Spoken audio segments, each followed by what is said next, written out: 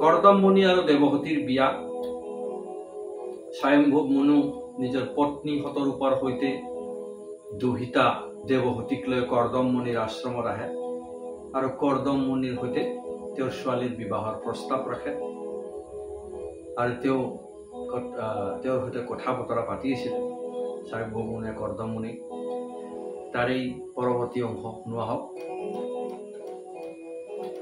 অস্বতহে আপুনি যিটো আখে ভোগ ছয় তাক নিবাৰণ কৰিবাৰ যোগ্য নয়।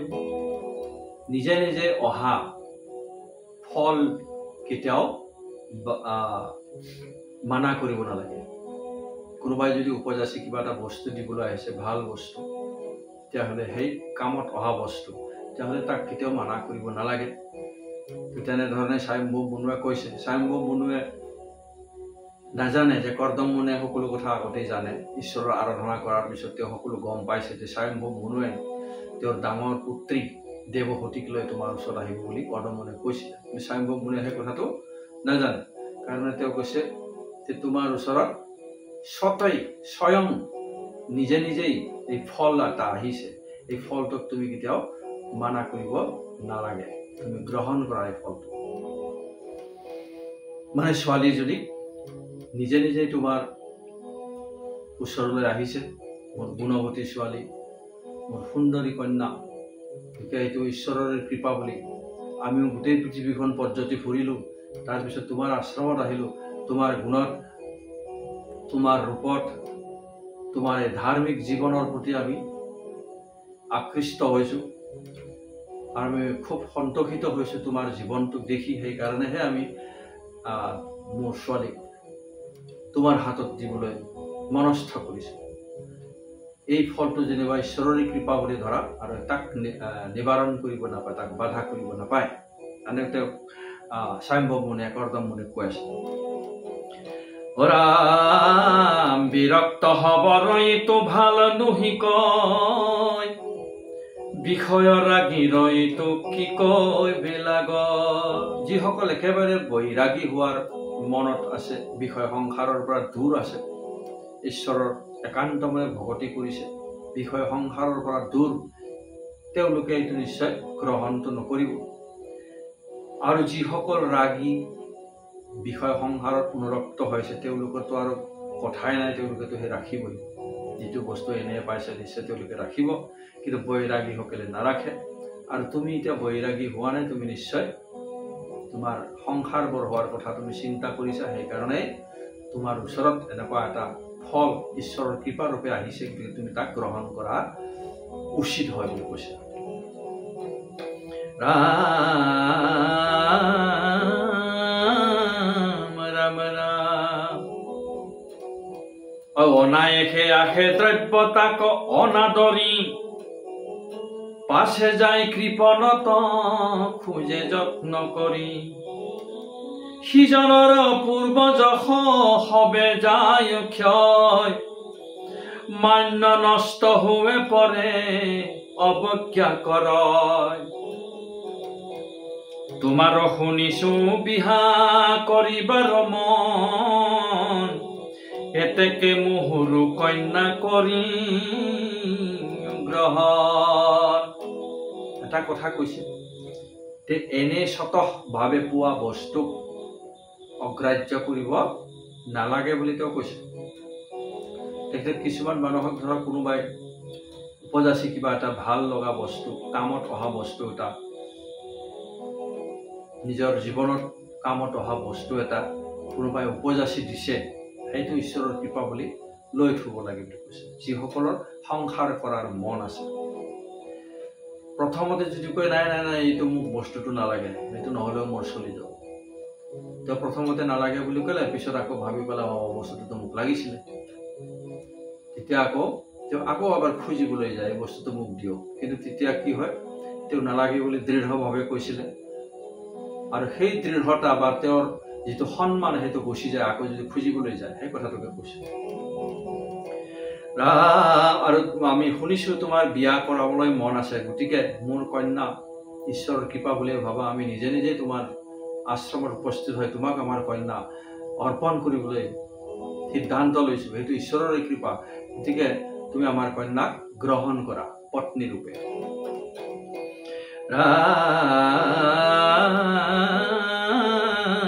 ৰাম ৰাম অহি শুনি ৰংগে ঋষি বুলিলা বচন, নিষ্ঠে মোৰ বিহা কৰিবাক আছে মন।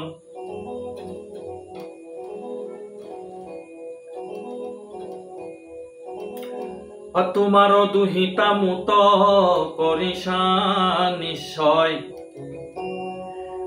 দুইৰো আদ্য বিহাইতো অনুৰূপ হয়। এতেকে কৰিব বিহা বেদ বিধি চাই, তজু দুহিতাক আমি শুনা মহাৰাজ। কৈছে নিশ্চয় মোৰ বিবাহ কৰিবলৈ মন আছে, আৰু মোৰ অনুৰূপেই কন্যা মই পাইছোঁ, গতিকে নিশ্চয় মই বিবাহ কৰিম। বেদৰ বিধি চাই, বেদৰ নিয়ম নীতি নিয়ম চাই ফেলে নিশ্চয় এতিয়া আমি আপোনাৰ ছোৱালীক মই গ্ৰহণ কৰিম পত্নী ৰূপে। এতেকে কৰিব বিহা বেদ বিধি চাই, তজু দুহিতাক আমি শুনা মহাৰাজ। ভুৱন সুন্দৰীটো কন্যা মধ্যে সাৰ, আক পাই কোনে নকৰিব সৎকাৰ। অলংকাৰে কান্তি যিনি শৰীৰ জলয়, আজিকালত গৃহে ফুৰি ৰংগে খেলাবয়। আনৰ ৰূপ দেখি বিশ্বাবসু মোহ হুই,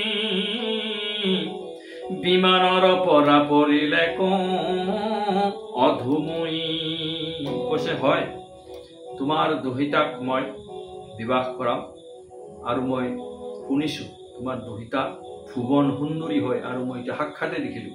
তেওঁৰ ৰূপ দেখি বিশ্ববসু লিখিয়া দেৱতাসকল, বিশ্ববসু লিখিয়া গন্ধৰ্ব মোহিত হৈ অধোমুখে নিজৰ বাহনতে পৰি থাকে, এনেকুৱা ধৰণৰ মোহিত হয়। ইমান সুন্দৰী তোমাৰ এই কন্যা। গতিকে এনেকুৱা ধৰণৰ এজনী গুণৱতী ৰূপৱতী কন্যা ভগৱন্তৰ কৃপাত উপজাচিয়ে পাইছোঁ, গতিকে কোনে গ্ৰহণ নকৰিব। গন্ধৰ্ব মোহিনী কন্যা পৰম কামিনী, তোমাৰ নন্দিনী প্ৰিয় ব্ৰতৰ ভগিনী।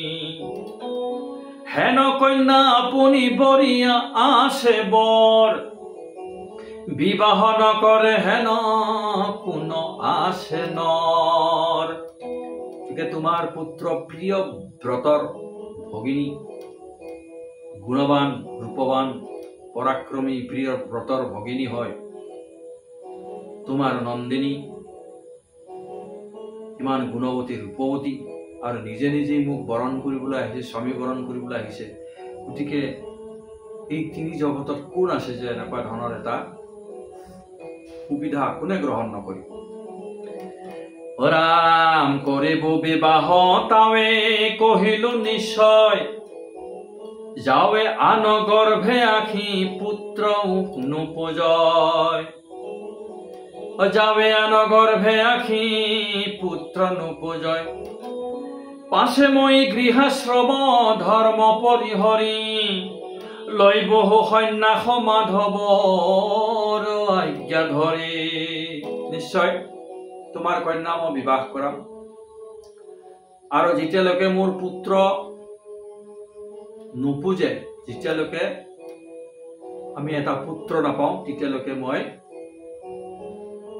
তেওঁৰ স্বামীৰ দায়িত্ব পালন কৰিম। আৰু পুত্ৰ পোৱাৰ পিছতে কিন্তু মাধৱৰ আজ্ঞা অনুসৰি, মাধৱৰ চিন্তন কৰি মই মুখ্য পথলৈ অগ্ৰসৰ হ'ম বুলি কৈছে। মানে তেওঁ পুত্ৰ হোৱাৰ পিছতেই তেওঁ বনলৈ গুচি যাব, ঈশ্বৰৰ আৰাধনা কৰিব। ৰাম পাছে মই গৃহাশ্ৰম ধৰ্ম পৰিহৰি, লৈ বহু সন্যাস মাধৱৰ আজ্ঞা ধৰি। পুত্ৰ উপজাৰ পিছতেই মাধৱৰ আজ্ঞা ধৰি মই আশ্ৰম পাৰ হৈ সন্যাস বানপ্ৰস্থও পাৰ হৈ সন্যাস আশ্ৰমলৈ গুচি যাওঁ। মানে খালি ঈশ্বৰ চিন্তন কৰি থাকিব তেওঁ, আৰু বাকী সাংসাৰিক জীৱনৰ পৰা মুক্ত হৈ যাব। মেহি বাক্য বলিয়া কৰ্দম মহাশান্ত, হৃদয়ে কৃষ্ণক চিন্তি মৌনে ৰহিলন্ত। ইমানখিনি কৈ তেওঁ মৌন হৈ থাকে, ঈশ্বৰক চিন্তন কৰিবলৈ ধৰিলে কৰ্দম মুনিয়ে। পাছে মনু ভাৰ্যা দুহিতাৰ পুঁজি মন, আনন্দিত হুয়া বিহা দিলাতে তীক্ষণ। মনুৱে নিজৰ ভাৰ্যা শতৰূপা আৰু দুহিতা দেৱহূতিৰো মন পালে, তেওঁলোকৰো পচন্দ হৈছে কৰ্দম মুনি। গতিকে তেওঁলোকে আনন্দ মনে এই দেৱহূতিক কৰ্দম মুনিক তেওঁৰ আশ্ৰমতেই বিবাহ দিলে।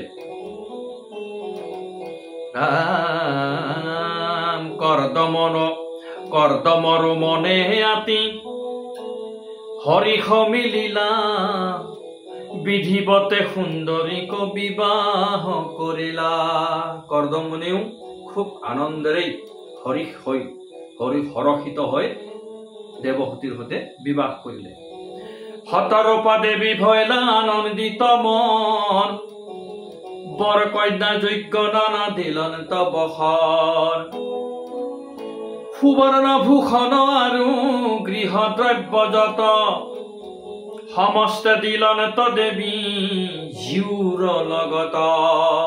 তেওঁলোকে গোটেই বস্তু বাহিনী লৈয়ে গৈছিলে, ছোৱালীক যি যি দিব লাগে গোটেইখিনি দিলে। কাপোৰ গহনা নানা ধৰণৰ যিবিলাক যৌতুক দিয়ে বা ছোৱালীৰ সৈতে নানা ধৰণৰ বিষয় বাসনাৰ বা বিষয়ৰ বস্তুবিলাক দিয়ে, সেইবিলাক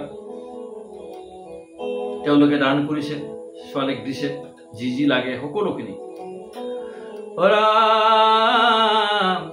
সুবৰ্ণ ভূষণ আৰু গৃহ দ্ৰব্য যত, সমস্তে দিলন্ত দেৱী জীউৰ লগত। অলংকাৰ বস্ত্ৰ ইত্যাদি। কন্যা বিহা দিয়া মনু সুন্দৰ বৰত, কৃতাৰ্থ ভৈলন্ত কৃতাৰ্থ কুশিলে ক চিন্তা যত। ইমান সুন্দৰ আৰু গুণৱন্ত পুৰুষ এজনৰ সৈতে বিবাহ দিয়াৰ পিছত তেওঁলোকৰ মন কৃতকৃত্য হৈ গ'ল, কৃতাৰ্থ হৈ গ'ল আৰু খুব হৰষিত হ'ল। এটা ওপৰৰ পৰা যেন ডাঙৰ দায়িত্ব যে থাকে, গধুৰ দায়িত্ব, কন্যাৰ দায়িত্ব পিতৃৰ ওপৰত এটা গধুৰ বোজা হৈ থাকে, দায়িত্ব হৈ থাকে। সেইটো খুব পাতল লাগি গ'ল, আৰু তেতিয়াহে মনটো ভাল লাগি যদি উপযুক্ত পাত্ৰৰ হাতত কন্যাক বিবাহ দিব পাৰে। অপাছে মনু দুহিতা কহাবতী ধৰিলা, স্নেহে হৃদি দ্ৰবী নেত্ৰে লুতক জৰিলা। মুৰাই পুত্ৰী বুলি ফুকাৰে নিশ্বাস, লুতকে তিয়াইলা দুহি তাৰকে খোপাস। শতৰূপা দেৱীৰ হৃদয়ে অগ্নি জ্বলে, নানা শিক্ষা দিলা দুহি তাৰ গহ ধৰি গলে। জীউকো প্ৰবোধ কৰি ঋষিত বিদায়, ভাৰ্যা হমে পুনৰথে চৰিলন্ত যায়। তো শতৰূপাই মনুৱে নিজৰ পুত্ৰীক সাৱটি ধৰিলে খুব দুখতেই। দেউতাক আৰু কন্যাৰ যিটো মৰমৰ টান থাকে সেইটো ভুক্তভোগীয়েহে গম পায়। তাৰপিছত শতৰূপাই সাৱটি ধৰি কান্দি কান্দি সকলো কথা বুজাই দিলে। মা, এনেধৰণে কৰিবা, স্বামীক এনেধৰণে শুশ্ৰূষা কৰিবা, এনেধৰণে কৰিবা, তেনেধৰণে কৰিবা, নানা ধৰণৰ মানে খুব সদু উপদেশ দি তেওঁলোকৰ পৰা বিদায় লৈ নিজৰ ৰথত উপবিষ্ট হ'ল, ৰথত উঠিল যাবলৈ বুলি। কৃষ্ণই এইখিনিতে সামৰিছোঁ, পৰৱৰ্তী ভাগলৈ পঢ়াম। জয় গুৰু শংকৰ।